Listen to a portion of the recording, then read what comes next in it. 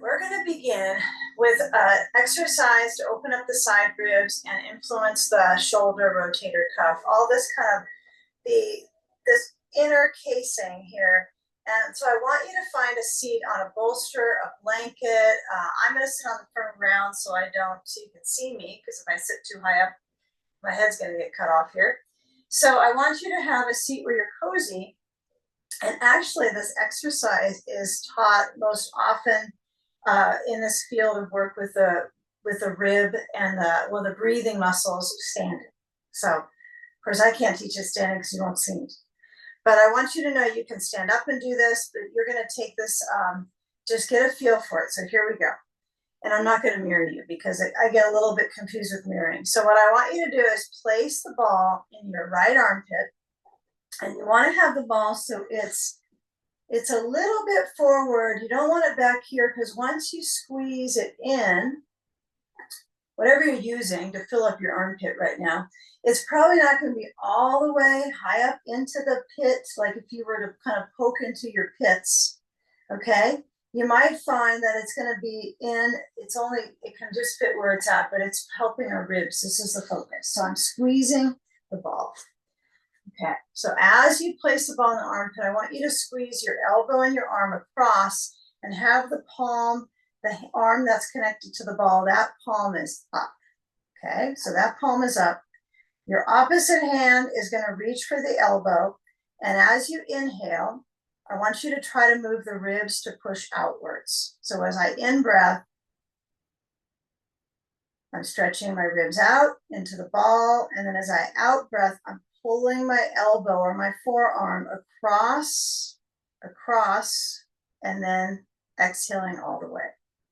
We're going to do it for about maybe 45 seconds. So instead of you pushing your elbow like this, I want you to use your breath as much as you can.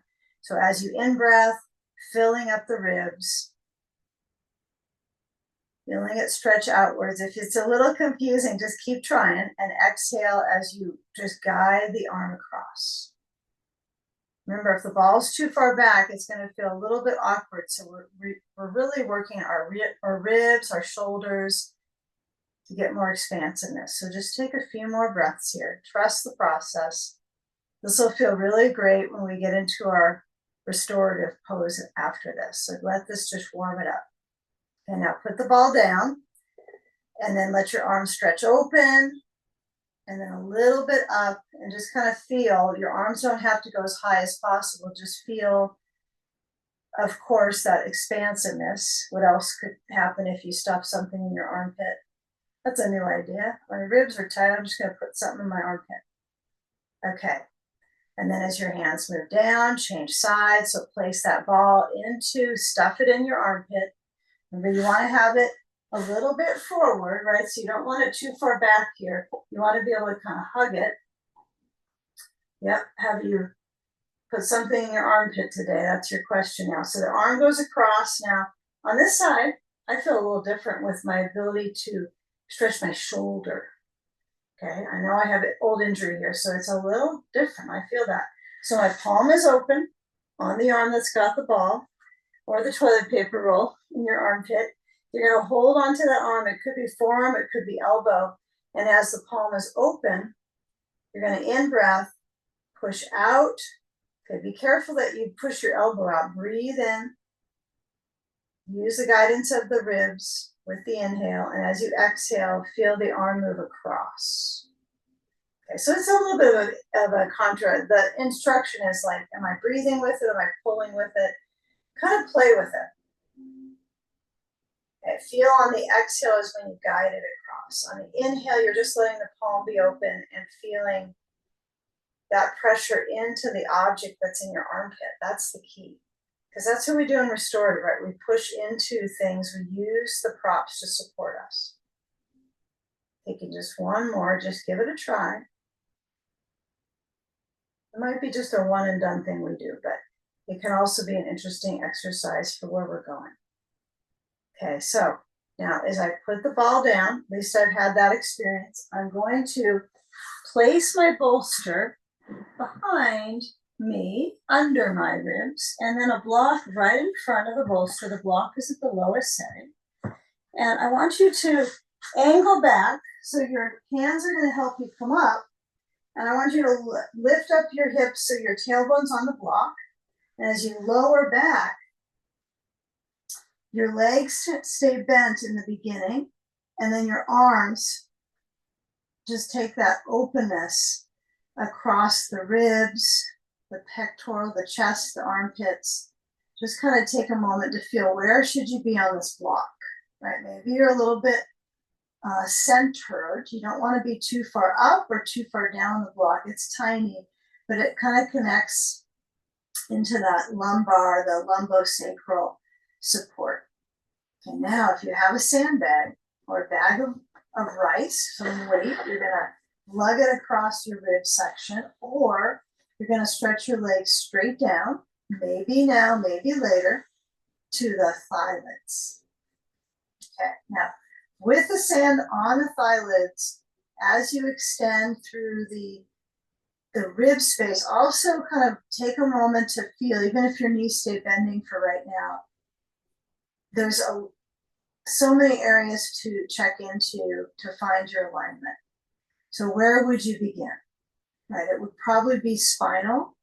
So as we decide, maybe it's the front space, maybe it's the spine connection into the arches, but feel from the pelvic kind of basin. Right now, it doesn't feel like a bowl, right? Even though it is a bowl, but it feels like it's trying to support the upper body to stretch, being on a block and a bolster under the ribs. So let the arms fan open and feel those rib spaces stretch out and around. And take the time to breathe that medley of motion, both moving the diaphragm to lift up and to stretch outwards with the rib spaces. When the diaphragm moves down, and it has a feeling of filling up that lower belly. So there's plenty of things to focus on, right? To bring yourself into your body, into the moment. With one or two blankets under your head, you decide, is this too many? Do I just take one and move it back? And does that feel better? It doesn't mean you have to get, really vulnerable with how much you're expressing the spaces in the body. So if I take away a blanket, I do like that extra spaciousness, but it also can create some tension. You have to check in with yourself. So let's receive this first pose. Expansion in the front space.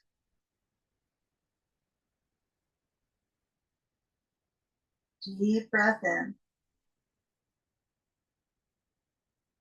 And exhale completely.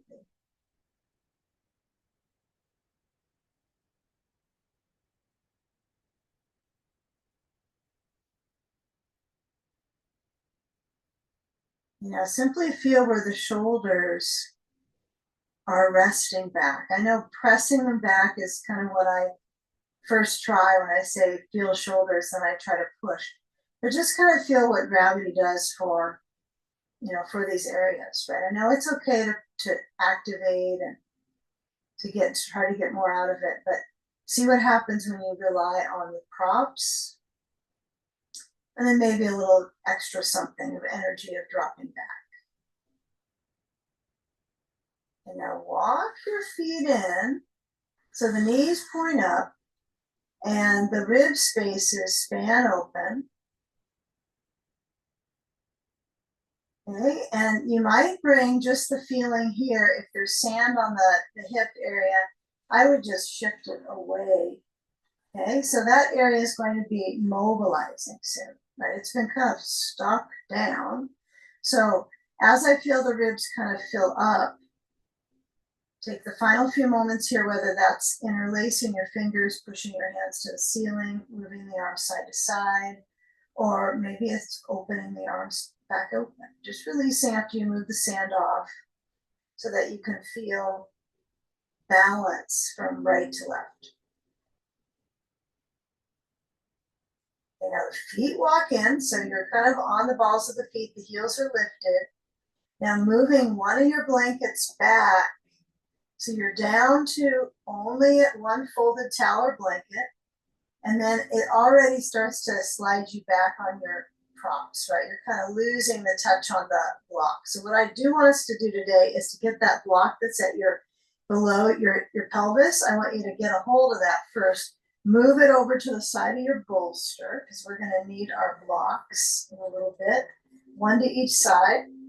Okay, and we're going to push the bolster down just a little bit so it's under the back of my pelvis. And so when I lift up my feet and my knees to the ceiling, I'll keep it simple at first. The hips, feel like a uni hip.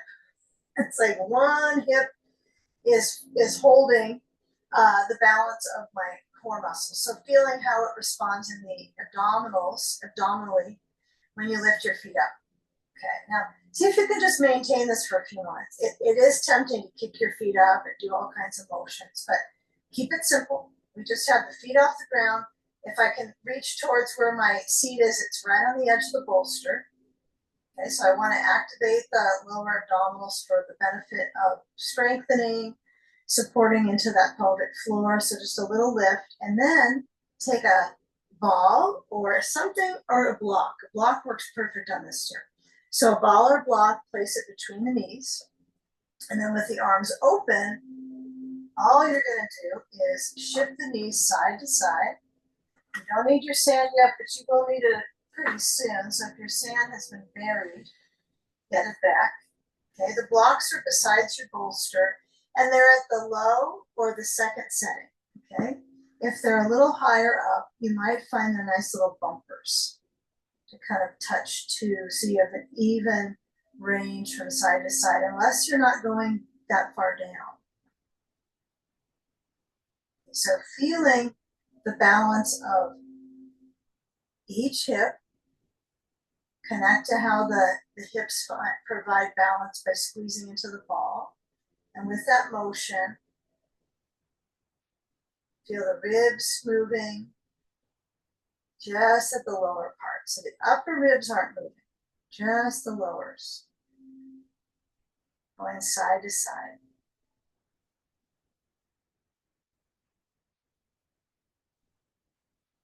Now connect to how high the bolster is on your back. So you get to decide, do you want to scoot the hips down? We definitely don't want the bolster to be too far down the back, right? We want it to be as high up the back, but still in reason, right? We don't want our seat on the floor or dropping on the other side. So this is where we might find that we can feel where the balance is. So we're centered up with the knees. I'm going to take the ball out. We're going to just have a little leg tantrum, shake it out. Always a good idea. Got my blocks on the side. And we're going to bring the feet to, you're at this right angle. Some people call this table pose. But when you go with the knees to the right, we're working our way towards elevated reclining twist. So as I move my knees to the right side, I got my block over here for my knee to rest on.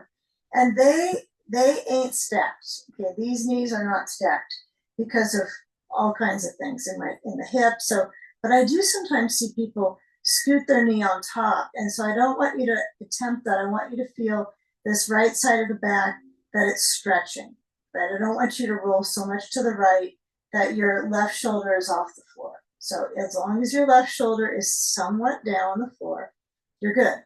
It's all the parts connecting. So from here, I'm going to add a sandbag, and this whole idea is going to be for abdominal, right, for ribs, and then definitely for hips, and then into hamstrings. All right, so sand on the side of the left thigh. If you've got a bag of weight, that would be nice for here. It doesn't have to be a sandbag, but something that gives you grounding and influence into the hip. And as that left arm is open, you can feel where there's the impact. And I think the impact on the hip and the bones is interesting. It feels like it squishes it a little bit. And then when the left arm is open, the ribs are in rotation. And the legs are pretty much stacked over here. I mean, they're not perfect with the knees, I know, but they're together.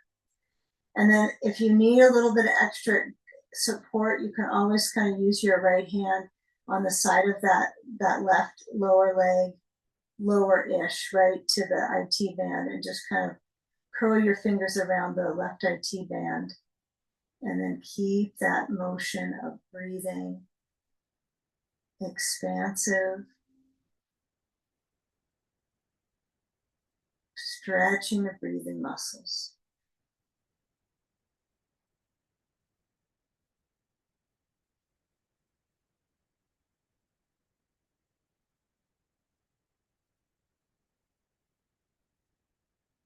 There might be so many factors with the hip here, like so much energy, you don't feel the ribs as much, but noticing the outer border here of the left hip. And then as we turn back to center, we're going to reach for that sandbag on the left hip, and we're going to stretch the left leg. I'm going to say downward. I don't want to say it has to be straight, okay? But we're going to hold on to the sandbag, and then I want you to turn that left thigh so it extends straight down. Downward, I have to be careful. It doesn't have to be straight, okay? It's hard not to say those things, but you're lengthening down through the left thigh. Now, it's quite an impact abdominally to have this twist and squeeze, and then to just extend it, okay, for the psoas. So take your time psoastically. Don't get too enthusiastic. Stretch it down, and then take a belt. Okay, this is where we can keep working on the hip, outer front, and then into the hamstring. Okay, so and the calf, as we get that belt, I got it in a loop, okay, scoop it up.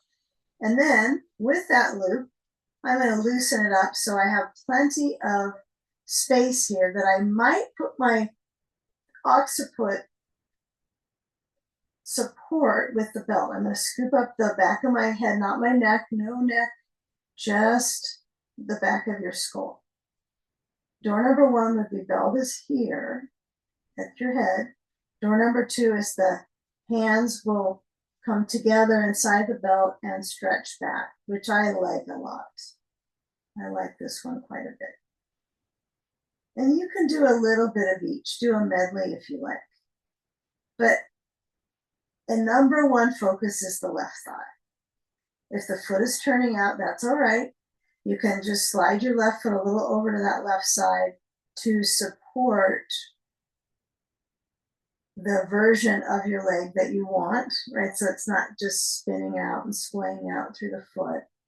You kind of feel, how does that sand support you? Is it higher up on the hip that feels more supportive, or it's a little bit middle of the leg?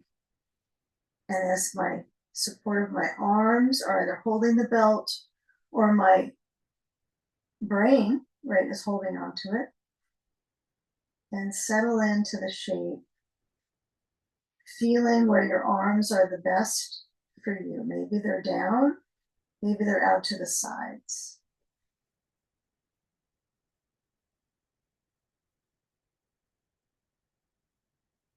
And let that work seep into the left hip. Let all the circulation from the side to the front continue to seep in. Being okay if your foot turns out, right? That's part of having a leg reaching down on its back, on your back. It will turn outwards.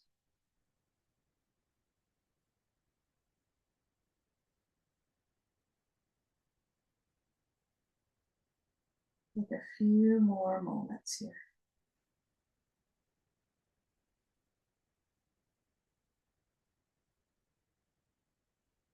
You can let your head lean all the way back to touch the blanket too.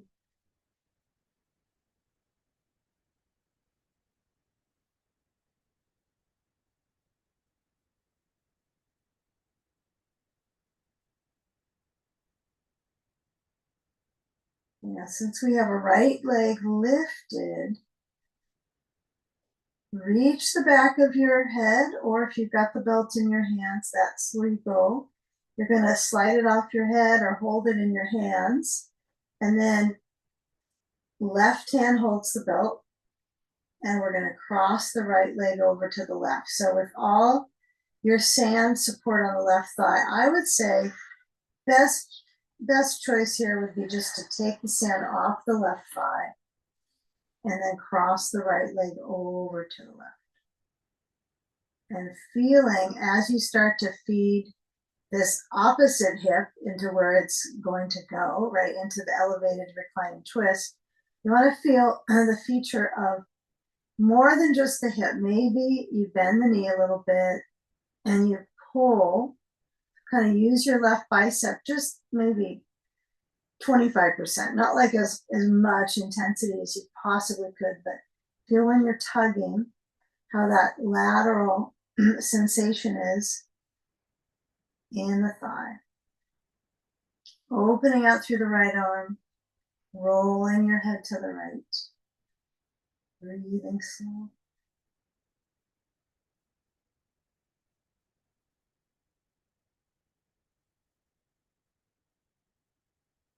Okay, now since this is getting us to this elevated reclining twist, or I guess we could call it inverted reclining twist, but I read it in books as ERT.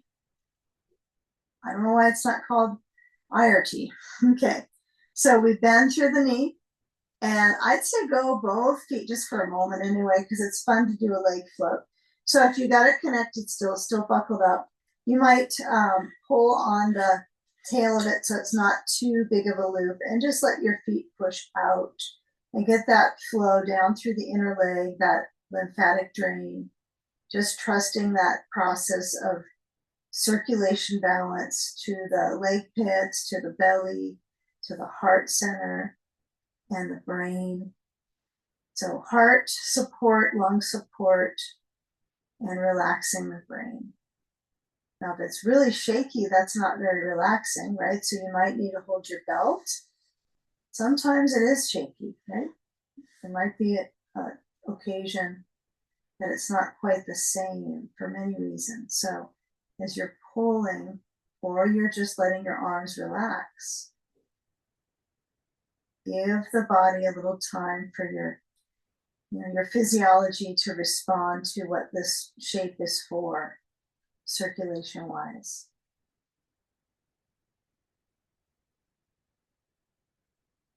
Okay, bend your knees, reach up to your belt, and then as you pull and slide the feet to each other, we just take the belt off our feet by drawing the knees towards our chest, and then we come into ERT to the left side. So I'm on the bolster. Sometimes I'll move my hips a little bit on the bolster, a little over to the right, for instance, on this side, knees go left. Now you want to find that your side is receiving some circulation. I hate to say the word stretch because I don't want you to feel like you have to strive. You want to use the props and just see how it unfolds or releases. Okay, less nervous system tension, right? So I bring the sand to the outer right hip. And as I support my hip, right, my arm opens, so my right arm is reaching open. So I do, and really kind of feeling where that weight is on the bones. Now, if my knees go left and I bring them up a little, kind of squeeze and move them higher towards the arm, that's not wrong, right? Some of us might have the knees a little bit just straight across and a little lower. You might just move the block a little bit up, a little bit down, and just feel, okay, that's the right support for my back. So consider the ribs, the shoulder. That's what I'm really interested in, is the effect in my shoulders from the rib work.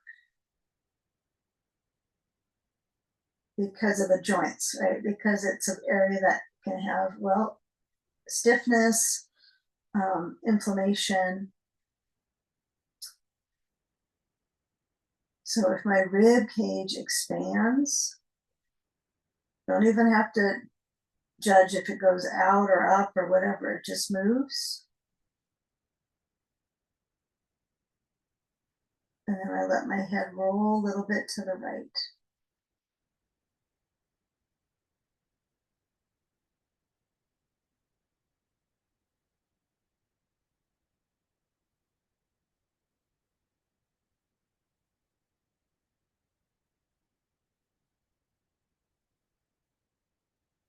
Relaxing your face.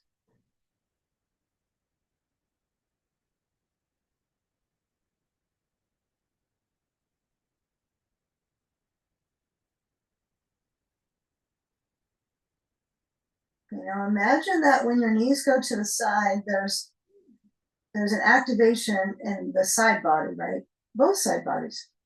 And this would be an interesting one to do as a medley with side sage, I think, doing this ERT, and then because of the it's similar but it's opposite areas in the body that you're working on the side in some way, right? You're moving your knees all the way to the side on this one, you're moving your knees in and up on the other one. So we're doing all of the things that we could do for our care. But right now we are going to focus on the back line and the front line of the leg. So from this side reach with the, you could say with the sand or the weight, go slow when you switch. So the left leg is going to be an important support here for your change, your switch over. Okay. So you might just bring your left hand to your left leg. It doesn't have to be the kneecap. It just touches it. And then I move the sand. Now I'm going to move it high up on. Well, I can't use both hands, I guess, at the same time to move. I have to use both to kind of maneuver my sand, I guess. But move your sand to your right hip. Okay. Top of the hip, sorry, to the belly. And then when you lower the right leg down, I want you to be careful that the left leg draws right center and up. Okay. So it's not just kind of wandering. That way the back of your pelvis gets support. So the front of that right thigh has the sandbag, and you might push the sandbag down and then hold to the back of the left thigh or below the knee, or you might just get your belt on your foot right away. Okay, that's what we did last side. But it just depends. You know, you have different sides. This for me is my side that has a little bit more, what's my dominant leg. So as feels a little bit grippier. So as you place the belt under the left foot when you're ready. Yeah, feel one side is drawing in, and then the hamstring has to focus. One side is fully reaching the front of the hip, flexor, quad. And as you're holding on, you might go right into the belt behind your head. Remember, we did the leg float. You may have tightened up the belt, so you had a smaller loop. So you might have to adjust that for this side. So belt is under your head. It could be high. We don't want it too low, and we certainly don't want the belt around our neck. So you want to find where it's not too slip and slidey, because that's just reality with this whole brain float idea. So if the left leg feels like a lot of powerful pull behind the knee, just feel if you can soften it a little bit. You can even touch to the leg and, you know, kind of jostle the tissues. Feel the balance between lengthening and softening. And as your arms space open, there could be habits of squeezing the shoulder blades. You might try to span them way out like you're doing something between like a bear hug and then opening the chest at the same time. So my back muscles are trying to widen these bodies, huh? Okay, so feeling that the shape that we're putting the body in, the trance that you're putting it in circulation wise, it's like a circulation trance, isn't it? And entranced by pose. So feeling the weight of your head leaning back, or hands inside the belt and stretching it back behind you. Okay, hopefully the belt doesn't get stuck on you. But as you're reaching, the arms are also stretching on this one. It could be palms in like a prayer position, the webbing between the thumb and the index. Get a little bit of pull.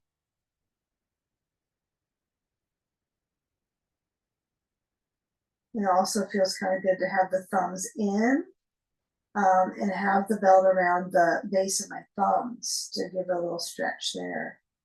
So if you've got, tired thumbs, that might feel more comfortable.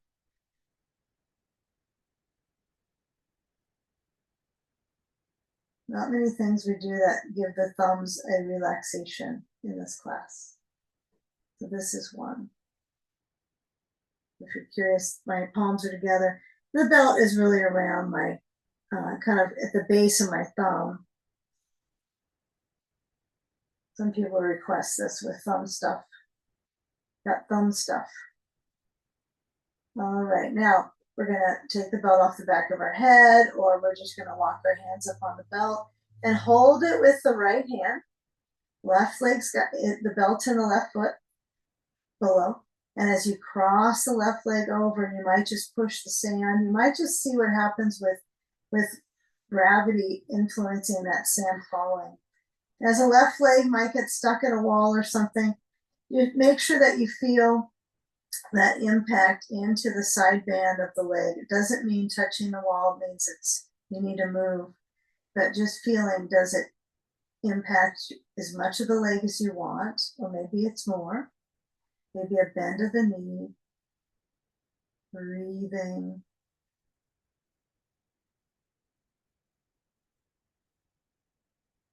Chest is open, that's a big part. Chest is open.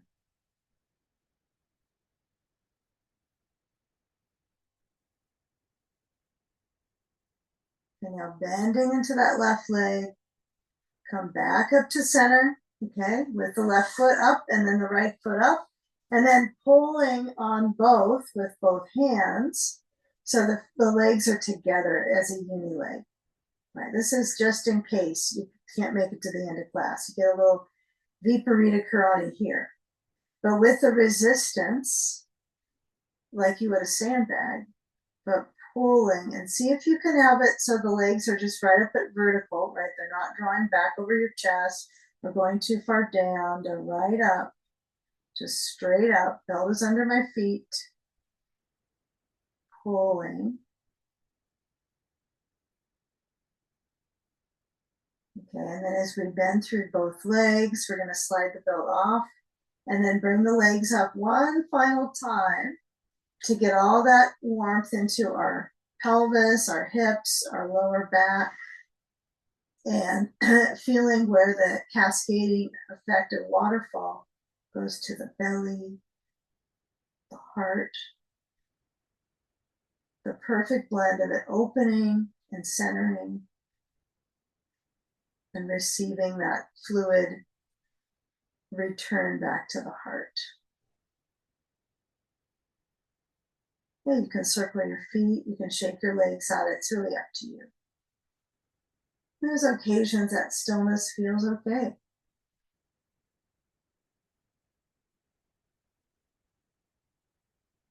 Now bending the legs. They feel movement of the hips. So we're going to go knees side to side, and we're going to feel how the hips are moving on the back of the pelvis. Okay, and then as we motion kind of that pelvic basin, now we start to utilize it to help us kind of refresh circulation in the mid and upper channels. Right, so we're going to go to the left, and I would say roll your head to the left as well, and then to the left shoulder. And then we just push our knees a little downwards. It's like you're coming up from Shavasana, but it's from inverse asana, inversion asana, inverse asana. Okay, so let's go to side sage. So we got a bolster. I think you do. If you don't have a bolster, you have a stack of pillows or blankets. And then you get a blanket or towel stack at the back over head, basically. This is where your brain's going to lie on. And that might be a lot of bulk, right? Some people that's too much. But I would rather have you start with a little bit of extra comfort than less for your neck, okay? Because if this pushes down, it might tighten this side, but you have to find just that right balance in the neck, okay? When we sit up, right, we feel like it's, you know, maybe comfortable, but then it's tight when we get to this pose. So let's take a block or two to the other side. If you never reach your arm overhead on this, don't bother with the block. If you need more than one block, you just take one at the low setting and one at the higher setting on top, so you have a nice little base, okay? And then right knee stretches back with maybe, let's say you aren't using two blocks, you can put a block under the right knee or a ball or a towel or a toilet paper roll. All right, and now let's add our sand to the outer right hip. Okay. Lean into your left side. Right arm stretches over.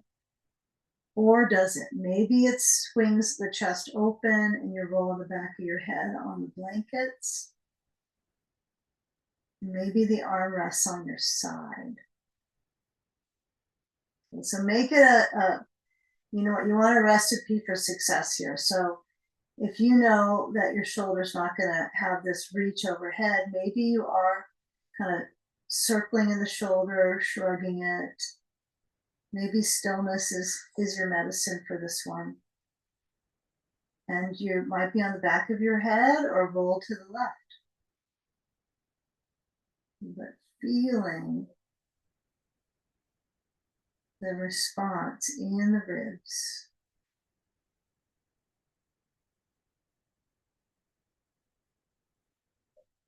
Just breathing slow.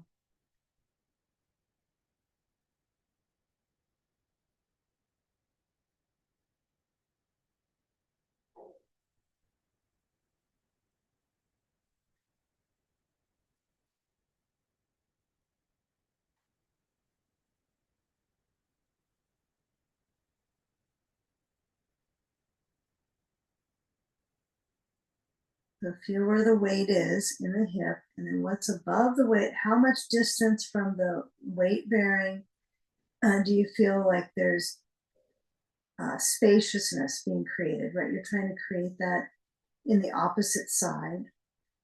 And it could be just threads of it in the hip, in the torso, and then into the ribs expanding.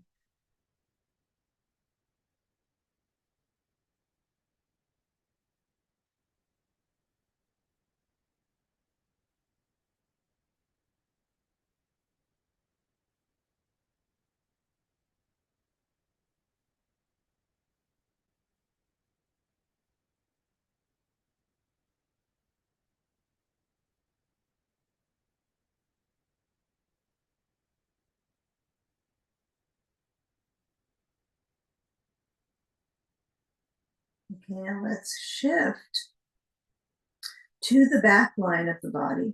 Okay, so as I move the sand off, I want to give us, since it's pretty easy to do this one with minus sand and just get the rotation in the ribs. So as you let the ribs roll left, and then as you move that sand, you're off of the rib cage on the side. And now we're going to turn into sleeping sage. So I've got the ball moved off to the side. Now, if you need a ball under your knee and you're like one that feels good, or maybe you're more in a fetal position with the legs, kind of feel where the leg parts are going to be contributing to your twisting parts, right? So for some of us, knees stacked or legs stacked actually helps our twisting parts. I think of my thoracic as my twisting part. Okay, so my twisting partner is my mid back. So I'm going to turn my bolster up on top of the blankets. I prefer, to be honest, the blanket on the bolster on the short end, one under, one above. So I have a little bit of a contour for my neck. Some of us are just happy as all just to have just the bolster on top of the blankets. So you find what's easiest for this midsection to turn, even if forever you've done this where the leg is back. Okay, that makes a little bit of sense, right? you know, but if you were sitting and doing this, that would make sense, right? If you're sitting, let's say doing a side angle, these kind of turns, the legs would be not connected together to help the mid body. So it does work for some people to knees together, for some one leg back. And then when you turn, you're just meeting the bolster to support the left rib cage. And then the right rib cage kind of drops down into help opening the back. Okay, so relax your elbows down, sand free, unless you need the sand on your upper back, and you can maneuver that.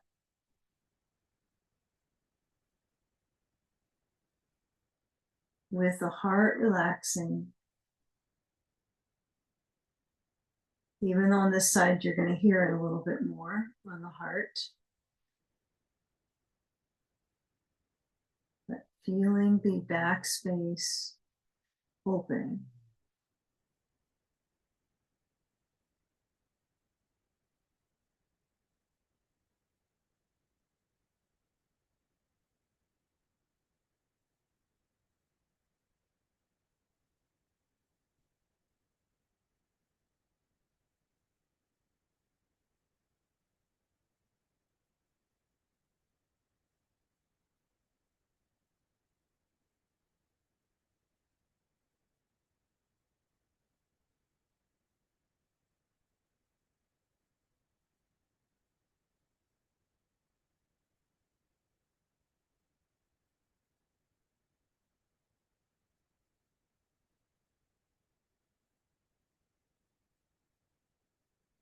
Okay, now there is a connection from heart down to the abdominals. It might not feel like it's all the way to the navel because that's kind of on the lower end of the twist. But just kind of visualize that it is at, well, it's all connected. We know that. So it doesn't mean that we feel connected. That's a whole nother experience, right? For some days more than others. But when we feel the rotation, I want you to see if you can kind of lift up into your, the power of your back, right? So as my hands slide in, I'm going to press down through the palm. And then as I lift up, turn the chest towards the left. And then make your way to a table pose that works for you. So for some of us, that might be a blanket has to be under my knees. Okay, that's not for everyone to have no blanket. So if you know you need a blanket under your knees, just slide it down. Get ready, right? Have it there. Maybe scoot down. It's like, okay, I don't even have to put my knees on the firm ground. My blanket's already there. And then placing that padding, unless you're not using that, that's fine. Hands under shoulders. And then feel from the navel as if you're reaching. Now let's just get rid of this bolster because we can't stretch our core with that very well. Get some space. So you're going to be able to stretch your torso straight down. So palms are going to reach.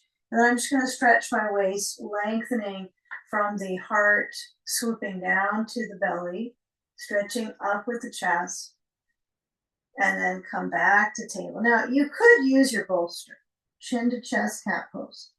Okay, now if you're like, she said I can't, well, you can. The bolster could be even stacked up on a blanket.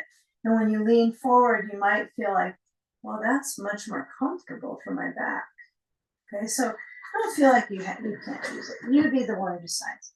So the cat pose, chin to chest. Remember, you can move your hands out and then stretching through the torso or the hip. So take a few reaches. Watch out for your head if your blocks are stacked. Okay. Taking a few more full, kind of pretty intense reaches for the abdominals. Reaching to up dog. And then into a cat. And then move your hips back. Okay, feel that sway of the mid body. I want you to let the hips possibly just rock side to side. Okay, feel the hips motion, side to side. And then walk your hands over to the right side like you're crawling. Hands to the right, left armpit chest stretches back to the left hip.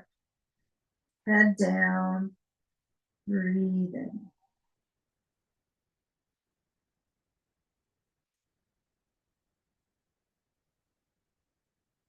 And now come across to the left side, walk on over, crawling.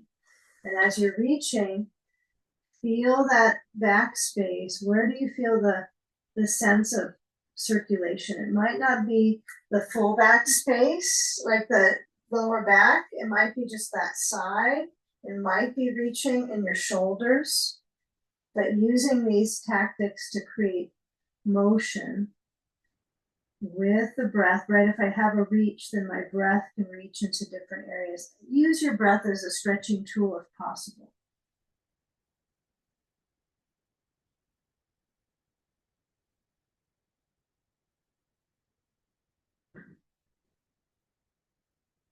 You know, come back and center. If you want to take a down dog, I mean, maybe that's not like what you're really craving, but you could have your toes under and then just lift the knees. And you could do like a puppy pose, like almost a full stretch of the back of the legs, a little bend of the knees, head just lowers down. So you get that inversion quality of head below heart. That's the most important focus here.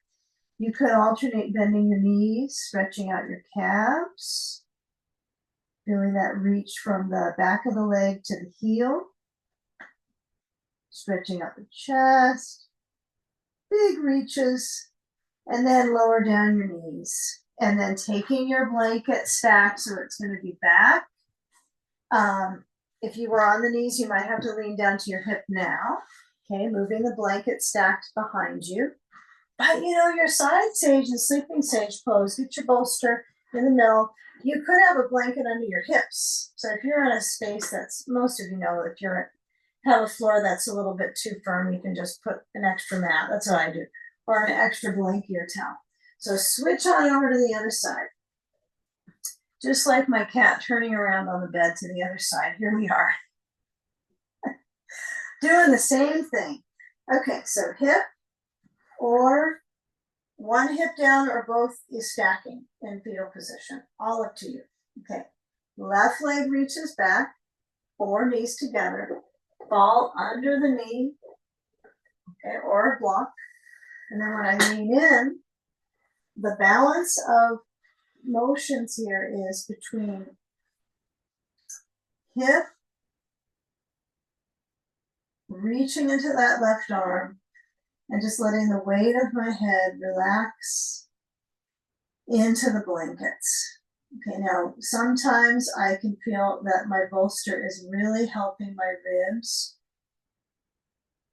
stretch nicely.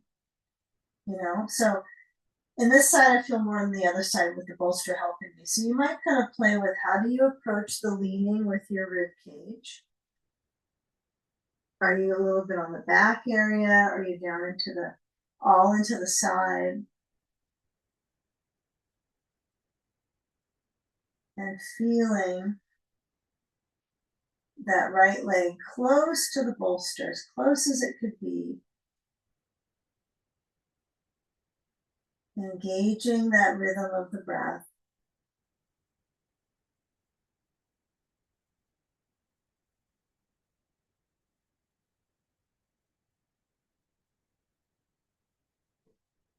Breathing slow.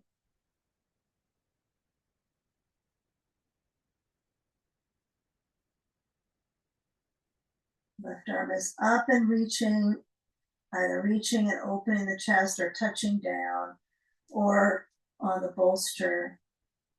Does not have to be overhead. Okay, and for whatever reason, I really like the two blankets for me on this one. In fact, I could probably go a little higher on the top blanket just to feel kind of that side bone of my neck attaching to my skull. So that gives me a little bit of traction with the blanket a little higher. Yeah, so don't feel like you can't just feel into the neck. How is it responding? Is it tightening up? Do I need the blanket up? Do I need it lower? But relaxing your attention inwards.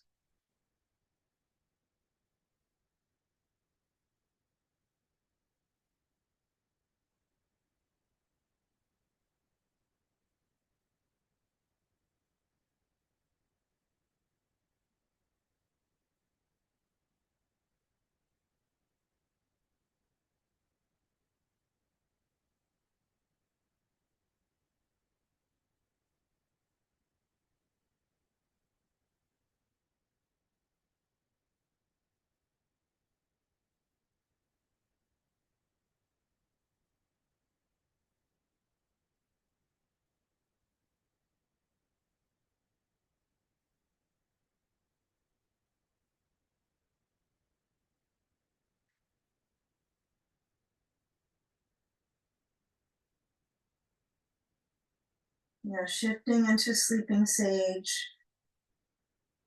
I won't give as much instruction on this side, so you can just kind of go into it at your own pace, but just moving the sand off the side. Maybe scooting that left thigh over to the right, and maybe the ball gets kind of pushed to the side of the shin, and then take that twist, noticing all your supports, right? You've got your blanket that you might move off, so you can put your bolster on top of the other blanket, and then taking that blanket on top of the short end of the bolster and twisting, lowering the ribs down, and letting your head turn to the side. Arms are open, chest is open, relax the heart. One side you might notice the shoulder blade of the opposite side you're twisting to doesn't lower down as easily. It kind of stays up. So just noticing, feeling, responding to relax.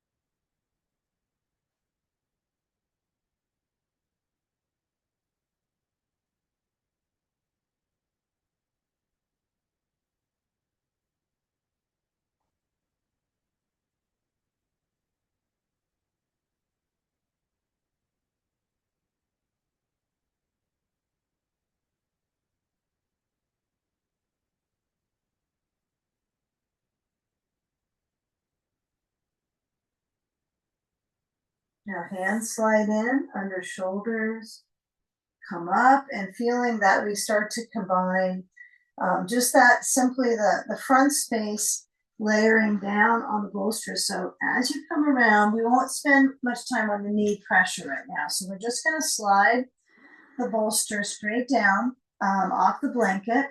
Now I'm a little too close to the wall, so I'm just going to scoot away as I get on the bolster. So I'm going to first get a feel for the bolster is going to be low enough that it's still going to be on my thighs. I want the knees to relax apart so my lower back is calm. So when I lower down on the bolster, I know I'm touching the wall with my feet, but I just don't want the knees or the feet to have to crawl up the wall. I want to be able to push into the wall. So I think the wall is really good for this one. Okay. I want to be able to push into the wall and kind of extend through the waist. Okay. So what I want you to find here is the elbows on the ground, the torso is elongating. And you know what? You could put like, if you have that squishy ball, you might like to place that right at the xiphoid. So it's going to be more of the base of the sternum. It's not going to be very high up, right? It's not going to be like at my sternum. It's going to be a little lower at the xiphoid right here.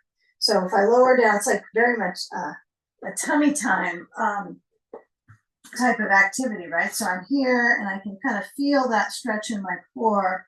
My back is pretty happy. If I was to do this without the ball and be forceful and push it, it's a little more tight in my back. So the ball is kind of a gift here to support you. Now you could have your arms back by the sides. I don't want you to jam up your back, so you might find just the hands down is perfect. Don't have to do more than that. But feeling the ribs expand outward. So I have my elbows close to the ground, but I'm not working on trying to push them down at all. I might even use my blanket right now under my elbows so I can get a little bit more lift, a little bit higher in my rib cage. Now, if you don't want to use a ball or that's just not part of it for you right now, that's fine. You could stay with the elbows on the floor, okay? And just feeling the feet push the wall. Make sure the feet are far enough apart so your back is a little bit more comfy, right? If I have them really close together, it's kind of gripping on my glutes and my back. So have some separation. You can also have your knees on the floor and just feel your feet touch the wall. Take a few moments here. Relax the glutes, right? It's not a focus where we're trying to grip them up excessively. They're active anyway because you're pushing a wall, but so breathe. And if you're not against a wall, that's fine. Okay, so let's start to shift our way here. I want you to have your hands under shoulders, and then as you press out wide through your fingers, moving up. If you've got a ball there, move it aside so you can feel the variation of up dog. Okay, now feel your chin lift, feel your chin lower, cross the neck area, and then feel your chin lift again. Now, if the weight in your hands is really acting up here, turn the hands out, right? Turn your hands out. So mostly the focus of turn out is from your elbow to your wrist. Okay, now come back to table. And let's free ourselves from this bolster for a little bit. Let's move it over to the side. We'll use it again, of course. But for now, I want you to get your blocks and use the blocks to support your upper limbs. So let's take our blocks so that they're, let's do the blocks so they're low at first. So my blocks are at the lowest setting. Blocks are great for this. Okay. I know we're going to repeat a little bit this rib and core thing. So now I got my blocks into my hands. So I'm going to reach forward. I might even work my way so I'm not pushing on my knees so much, right? So I'm reaching up through the front space. Okay. Now, make your way to a lunge with not the full impact of a deep hinge at the hips. I mean, I don't want you to swing your hips all the way back. So come to table, okay? And step your right foot through. You can feel how much your hips are going to hinge there, huh? Turn the blocks to any height that's going to allow you to start to get yourself to move the left knee up. Okay, so I'm going to move my blocks to the highest setting because I just like to enjoy the lunge. Okay, not feel like I have to stress my upper body to drop down. So as I feel that right foot press and I feel the lunge, okay, bend the back heel so it's towards the base of the wall. So if your heel is way up at the wall, see if you can find your way into the lunge so the back leg, the heel is lifted a tiny bit or it's trying to go to the floor. Yeah, that might be a lot. Like, oh my goodness. My calf did not know it was that challenge. So door number one is we're leaning. We're not trying to stand up. We're not doing this kind of up. We're leaning forward to stretch out through the back leg. Okay. Now feeling that left heel as low as it will go for now. I'm going to just keep it at the wall because I'm okay with that. If I take it away from the wall, it feels like it's just over stressful in the back of my knee. It doesn't hurt it, but I know it's pulling it a lot. So I'm just going to keep the knee in a little bit of a micro bend.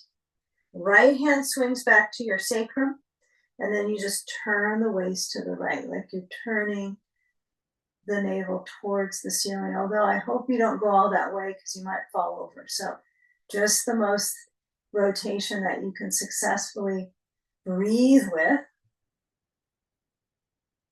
And then I just turn to release my neck, face downwards, right hand on block, left foot forward besides the right. So feet are right next to each other like they always are.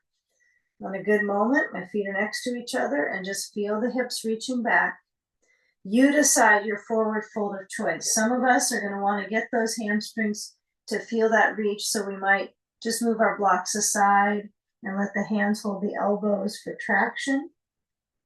Right? That way you're not pushing into anything but the feet.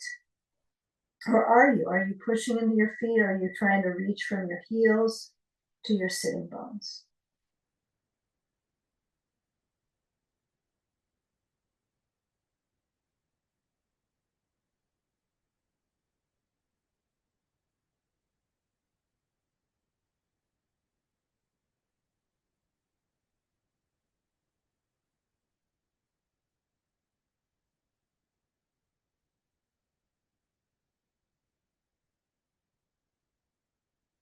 Okay, now hands on blocks. Switch back so the right leg reaches back. Stay with the mid-range lunge, right? So we're not trying to go high lunge. We're not going low lunge, knee on the floor. We're just working our way through that back leg, whether the heel is up high at the wall or it's starting to lower down. Just noticing that there's two opportunities. There's two legs, two opportunities to feel the impact into the front hip.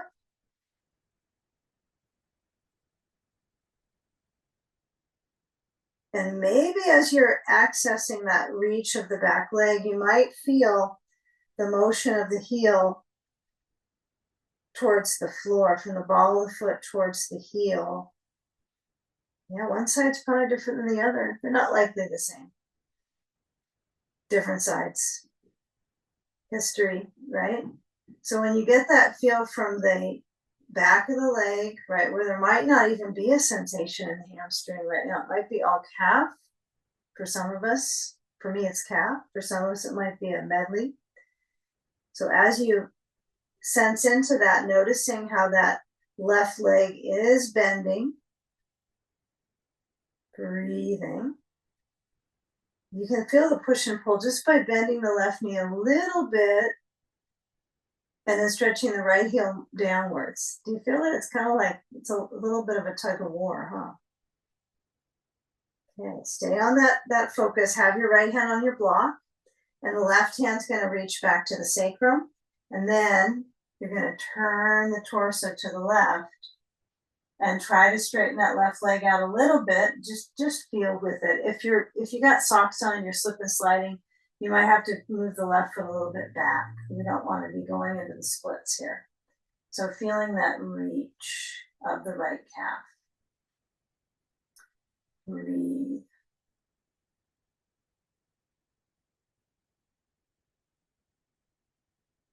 Okay, left hand lowers down to the block. Let's take a wide stance. So we're going to keep the back heel reaching down. We're going to pivot to the right, turn both feet to the right side.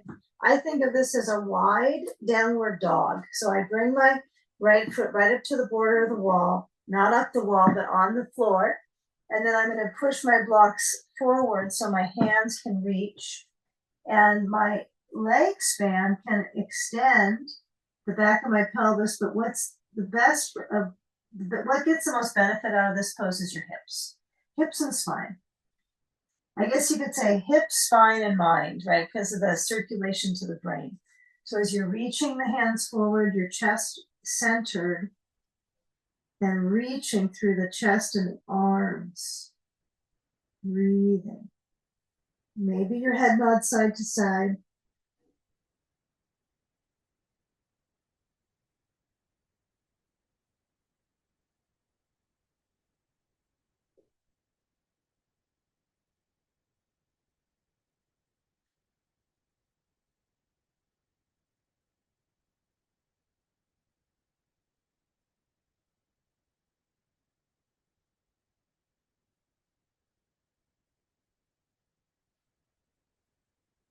As you bring your weight into well, how could you not? In your feet, shift forward. Remember, it's not a competition with how far you can go, feeling where there's expansiveness, especially with all the leg stuff we've done today, lots of different leg variations. So as we scoot the blocks in, shift them in, turn to your left foot away from the wall. And then as we lower down the back knee carefully, you might have to be a little bit cautious here for those of us with knee touch issues. So as you slide the left knee back, some of us will come to a child's pose, and some of us will just stretch our hips back and up a little bit. So reaching, and if you're like, I can't do anything with my weight on my knee, you could take maybe an uttanasana like this, like we did a few moments ago before we come onto our back. So those of us in child's pose might use our bolster under our forehead, right, with the hips reaching towards our feet. And some of us in child's pose might have the bolster closer to the thighs and relax down. This is one of my favorites, but I kind of know better just on my knee sensitivity to probably not crease it that far. Okay. Now let's come on to our back. So let's lower down. Bolster is going to go to the right side of your mat. Actually, yeah, let's do that. Everyone's got a wall. So if let's say you don't have a wall, you would do this bridge flows with the bolster under your feet. So if you're wall-less, have your bolster under your feet. How about that? Okay, and if you have a wall, I want you to have your bolster on the right side of your mat. You're going to scoot towards the wall, and then you'll take one blanket so it's behind you. I don't want you to have it under your head right now. Just have it so it'll be easy reach. How about that? Okay, bolster's on the right. My feet are at the wall. Okay, now take a ball or a block and place it center of the knees with the feet at the wall. Okay, now noticing where the back, where the tailbone, and then you might feel each side of the rear pretty well balanced. It's kind of amazing. We haven't been on our back for a little bit, but it balances pretty well. So I use my arm motion. So I'm going to press my elbows to the sides like I got little robot arms. And I'm going to push firm into the wall and lift my hips up. And I'm just going to take it slow. I'm just going to lift and lower down the vertebrae. I'm going to push into my feet and I'm going to lift the spine. And if you slip slide a little bit, you're still doing some great work right in the vertebrae. So it doesn't mean that you have to be perfectly hip as high as possible. Just feel that kind of stroll down through the spine. Now, of course, you can move your arms if you want to stretch them overhead with the hips lifting. And then on down as the hips lower.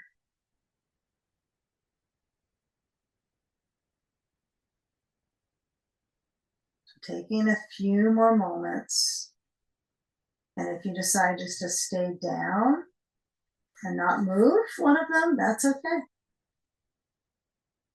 I like to feel that slow motion down in the column and feel how the hips work to keep you centered on the spine.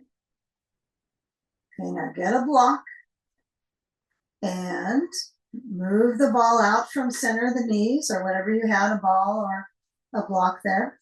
And now lift the hips up and slide the block under the back of your pelvis. And door number one, you could have your feet stay at the wall. And door number two, your feet can go down to the floor, at the wall, down the wall. Now, one block might be enough. I really prefer this one with two blocks at the lowest setting. So what I would do is put my feet at the wall, lift my hips. I got to be careful not to overly press into my lower back. I'm pushing into my feet to use my glutes. And honestly, I underuse them on this. I can feel where I grip into my back. So I have to kind of go push with my feet. And then as I get the two blocks and I lower my feet down the wall, this is great for my hip flexors. You could always be a little bit further back from the wall to get more of the stretch here. But some people would also say get closer to the wall. I've heard both versions. So you have to feel for yourself here. But the shoulders roll down and in towards the spine. Okay, so this is a little bit more of a bridge into shoulder stand pose because they are connected, right? Those two are definitely connected. You learn bridge to learn shoulder stand, and you go from shoulder stand into bridge. So the arms release down, palms are open, shoulders try to roll in, feeling the breath.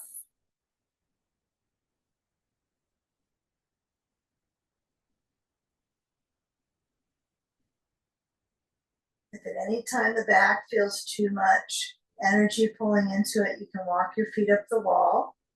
Still get the inversion, but you're not losing any inversion points. You're getting more when the feet go up the wall. Now, before we get our final spinal here in our hip, I want you just to feel where the lower back is strengthening. A little bit of a tug of those tissues, just the right amount. And as your feet lower down, okay, if they're already down, then they're down, right? If they're down, they can't get any further down. All right, so shoulders back, like you're trying to stand on them. Okay. Now, I have to come out of this one, to be honest. I'm going to be honest with you. I'm going to come out of it with my feet at the wall because it feels too compressive with my feet on the ground. So I'm going to go up and then I'm going to slide the blocks out. Way better. And then as I lower down the spine or all those things besides it, I'm going to push my feet firm into the wall. And then breathe as I lower down the spine. That feels pretty good stretch. All righty. Okay. Slide back so you got a blanket under your head now. And take a ball under the left rear. If you don't have a ball, if you have one of the smaller balls, like tennis or tune-up, you can use that for this. So you'll take one or two balls. If you're having the tune-up or the tennis, you put two next to each other. Well, right now it's one soft ball. And I'm just going side to side. Now, of course, I could do figure four. I could put my ankle to my knee and go across. That would be interesting, but I'm good with both feet down. And the key is move your hips. Not so much just draw across, but actually wag your tail. And then move the ball. Actually, let's do one side at a time. Let's go into the hips. So we're going to drop down to the right rear. Right leg relaxes, left leg crosses over to the bolster. And then just move the ball to that tailbone area and left arm is open. So holding on gently to the outer left thigh. And then as you feel the ribs motion, kind of similar to where we started, a while ago, right, with that armpit situation, trying to create that expansiveness. It might feel fairly intense in there, and that could be it, but not worse. That would be the hope. Breathing slow.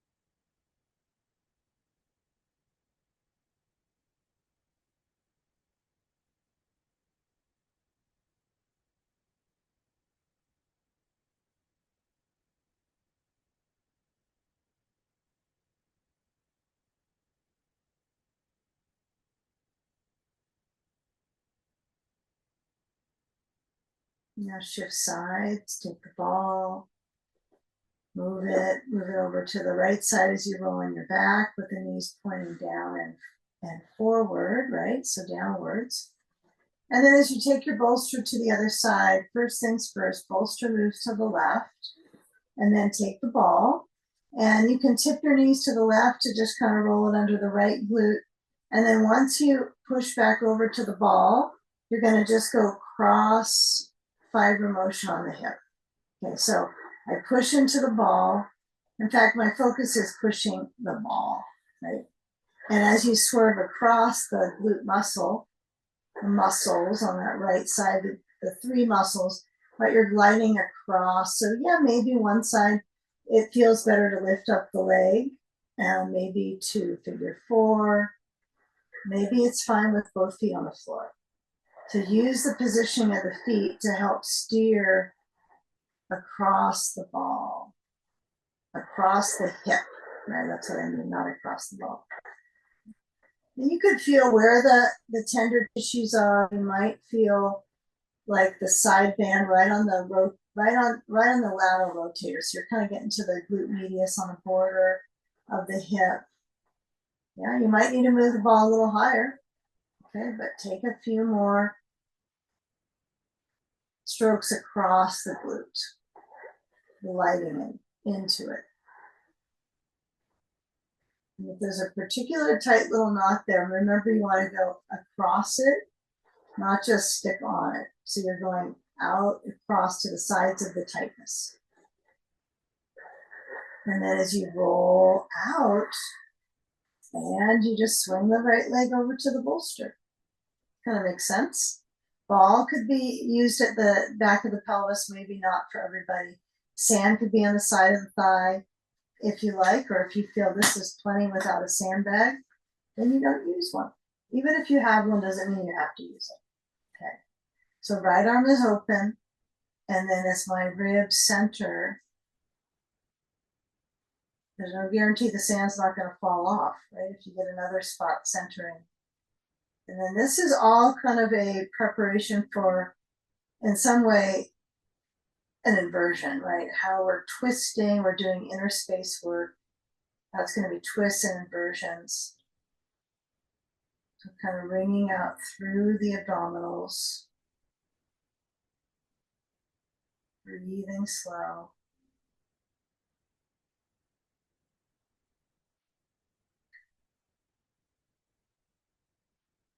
Your head can roll to the right. You can stay right in center.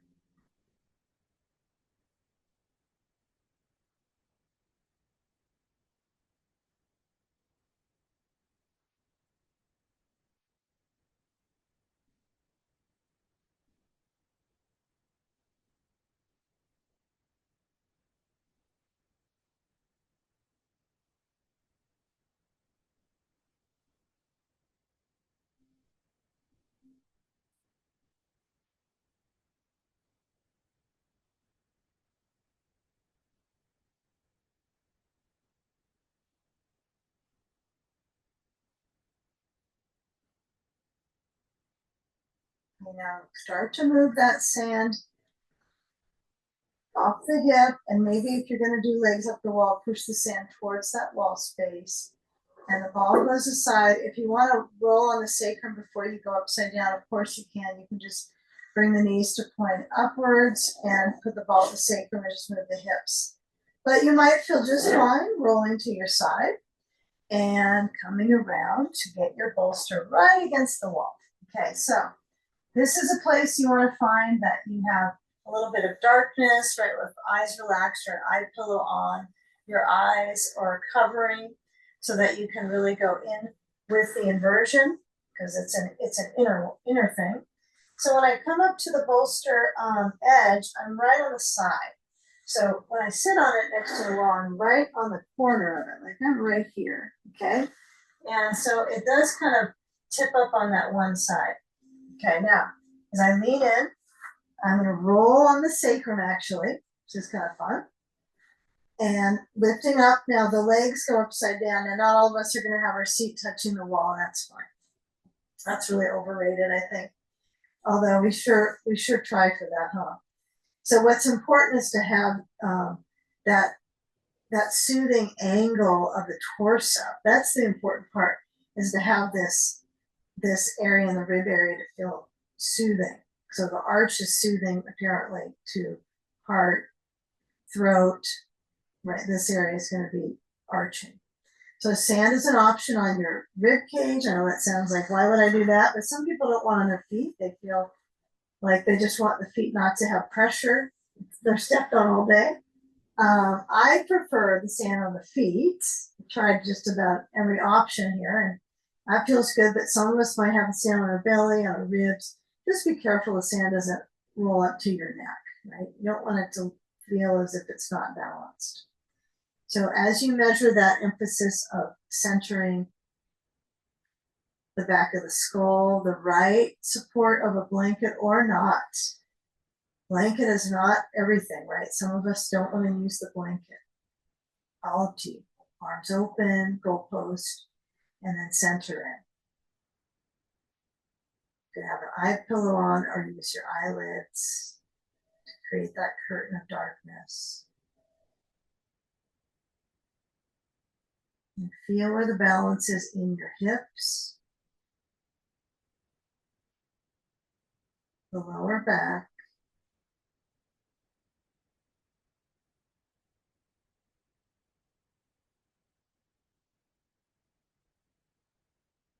breathing slow.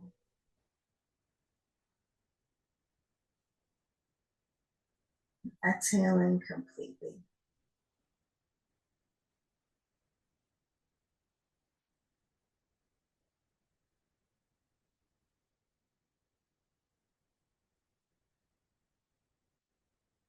following the breath to its ends.